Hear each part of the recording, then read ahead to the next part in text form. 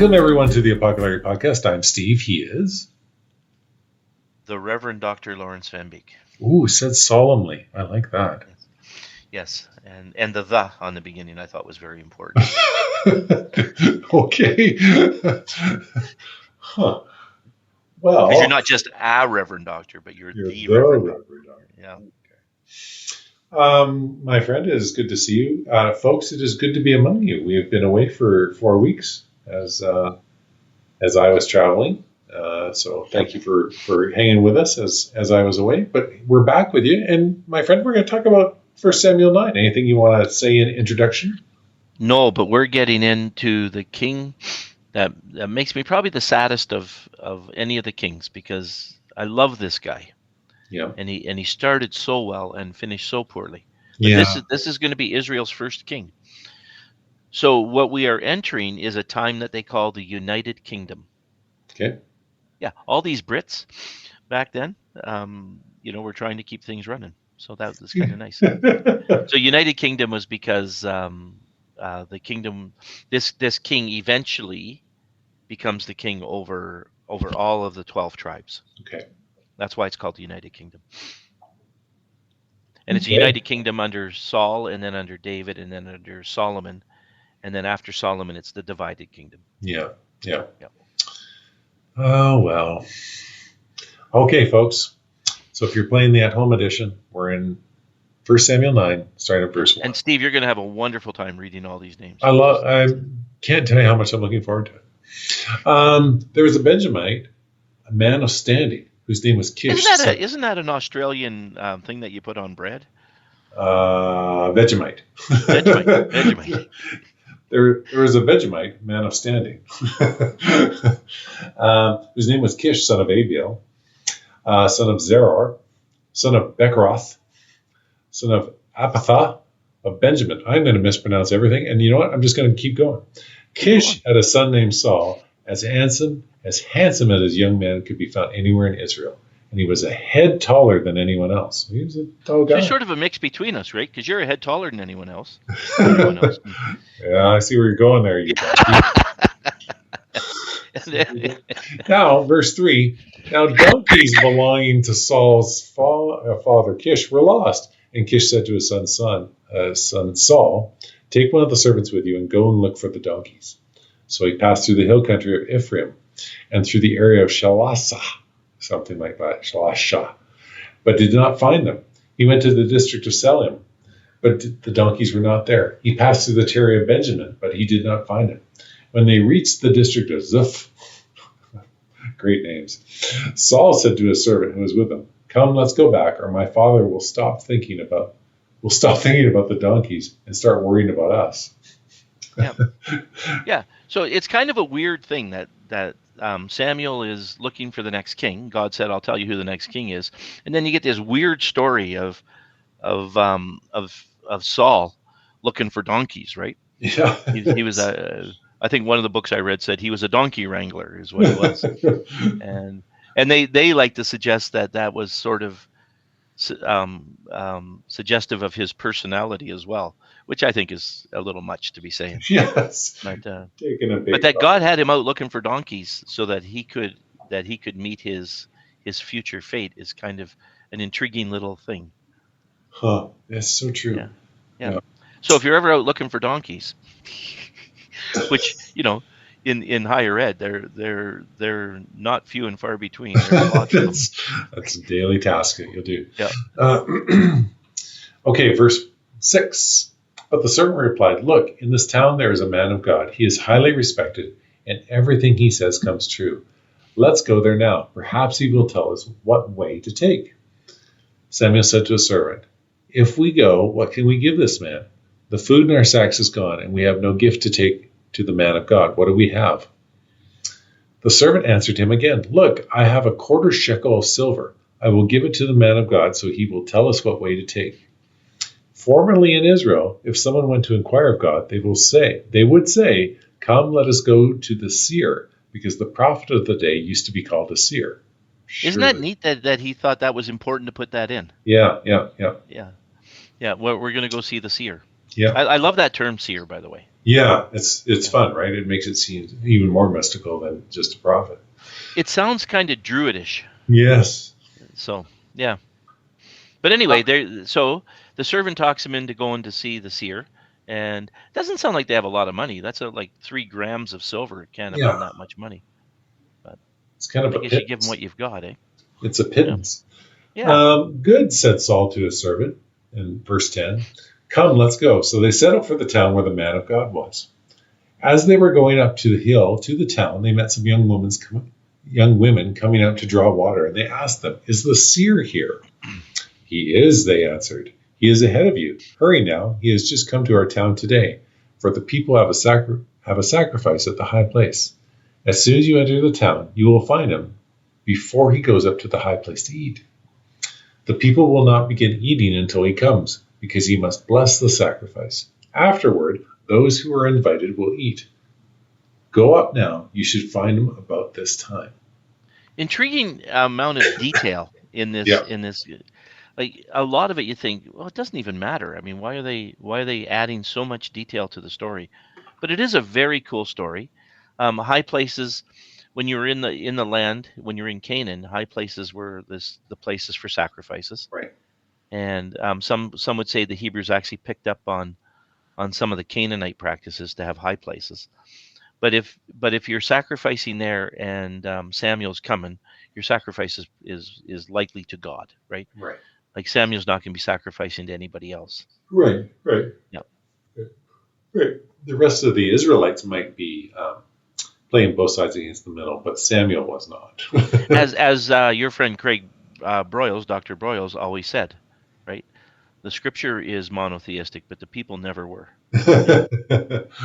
Is that the way it went? Yeah, it's exactly the way it went. Yeah. Okay. Okay. Now, the day that before Saul came, the Lord revealed this to Samuel. This is verse 50. About this time tomorrow, I will send you a man from the land of Benjamin. Anoint him ruler over my people Israel. He will deliver them from the hand of the Philistines. I have looked on my people, for their cry has reached me. When Samuel caught sight of Saul, the Lord said to him, This is the man I spoke to you about. He will govern my people. Yeah. Now this is interesting that it's almost like God switched the way he approached this. Because when they first asked Samuel if he would be king, but then they later said they didn't want his sons as king, to choose a king. Samuel members felt rejected, and God said, "They're not rejecting you by asking for a king; they're rejecting me." And so it sounds like God was going to do this almost out of spite. But Mm, now he says, "But I've heard their cry," and it sounds more. This is a more gentle view of God mm, here. mm, mm, mm. Kind of interesting, eh? Yeah. Yeah. Saul approached Samuel in the gateway and asked, verse 16, Would you tell me, please, where the seer's house is? I am the seer, Samuel replied. Go up ahead of me to the high place, for today you are to eat with me, and in the morning I will send you on your way, and will tell you all that is in your heart. As for the donkeys you lost 3 days ago, do not worry about them, for they have been There was found. Shrek. There, Shrek. Yeah. That's right. That's right. Will you Yeah. shut up, donkey? Just shut up. Shut up. And to whom all the desire of Israel turned, if not to you and your whole family line? Saul answered, But am I not a Benjamite, from the smallest tribe of Israel, and is not my clan the least of all the clans of the tribes of Benjamin? That sounds a Why? lot like, sorry, that sounds a lot like Gideon. Gideon said the Mm-hmm. same kind of stuff, right? Yeah, yeah, What are you coming to me for? I'm nothing. yeah. And he ends it off, Why would you say such a thing to me? Yeah. Samuel brought Saul and his servant into the hall and seated them at the head of those who were invited, about 30 in number. Samuel said to the cook, Bring me the piece of meat I gave you, the one I told you to lay aside. So the cook took the thigh that was on it and set it in front of Saul. Samuel said, Here is what has been kept for you. Eat, because it was set aside for you for this occasion from the time I had said, I have invited guests. And Saul dined with Samuel that day. I think I used those interchangeably throughout the Yep. whole discourse. But finally, verse 25. All right, we'll do this last little paragraph in verse 25. After they came down from the high place to the town, Samuel talked with Saul on the roof of his house. They rose about daybreak, and Samuel called to Saul on the roof, "Get ready, and I will send you on your way." When Saul got ready, he and Samuel went outside together. As they were going down to the edge of the town, Samuel said to Saul, "Tell your servant to go on ahead of us." And the servant did so. "But you stay here for a while, so that I may give you a message from God." Yeah, and now we're prepared for when he's well. Let's read another 5 verses. Okay, hang on a sec. I've just got to flip tabs. Boom. There we go. Yeah. Okay, chapter 10 now, folks. Then Samuel took a flask of olive oil and poured it on Saul's head and kissed him, saying, "Has not the Lord anointed you ruler over his inheritance? When you leave me today, you will meet 2 men near Rachel's tomb, at Zelah, on the border of Benjamin. They will say to you, 'The donkeys you set out to look for have been found.' And now your father has stopped thinking about them and is worried about you. He is asking, 'What shall I do about my son?' Then you will go on from there until you reach the tree of Tabor. 3 men going up to worship God at Bethel will meet you there. One will be carrying 3 young goats, the other 3 loaves of bread, and another a skin of wine. They will greet you and offer you 2 loaves of bread, which you will accept from them." It sounds like he's going on like some sort of weird Yeah. You feel like you're playing that Zelda game or something, right? scavenger hunt. Yeah, like, Yeah, hey, yeah. don't forget to take a sword with you. After that, you will go to Gibeah of God, where there is a Philistine outpost. As you approach the town, you will meet a procession of prophets coming down from the high place with lyres, timbrels, pipes, harps played before them, and they will be prophesying. The Spirit of the Lord will come powerfully upon you, and you will prophesy with them, and you will be changed into a different person. Once these signs are fulfilled, do whatever your hand finds to do, for God is with you. Isn't that the weirdest thing? So he's going through this weird adventure, quaffing the drinks and all that stuff, and then these prophets are coming down by this Philistine outpost, right? And they're going to prophesy over him, and he prophesies with them, and that changes him Yeah, into the man that he's supposed to be. And you remember, as we get going into this, he claims that Samuel claims that he's going to be king, but he still has to work it out with the people don't accept him right away. right. So it's a weird story, very much the way many kings became kings. They were anointed by someone, they were declared by someone, but they had to prove themselves Yeah, and win their own kingship. yeah, And he kind of says that, eh? He says, once this happens, go and do whatever you think is best, and that's what God will want you to do. yeah. Interesting. Um, Yeah, and well, we might as well finish off with verse 8 too, right? yeah. "Go down ahead of me to Gilgal. I will surely come down to you to sacrifice burnt offerings and fellowship offerings. You must wait 7 days until I come and tell you what you are to do." And then he says, I'm going to tell you what you are to do, which is kind of weird. Yeah, So there's a bit of, do what you think is best. I'll tell you what to do. I'm going to help you become king. yeah. Or there's people that are not really going to all accept you right away. Yeah. Yeah. It's it's a fascinating story of God leading us through, like, Samuel has this amazing sort of transformational process, and yet, like you said, this story ends so badly. It's not funny. That's right. And he's such a wonderful young man, right? Yeah. Yeah.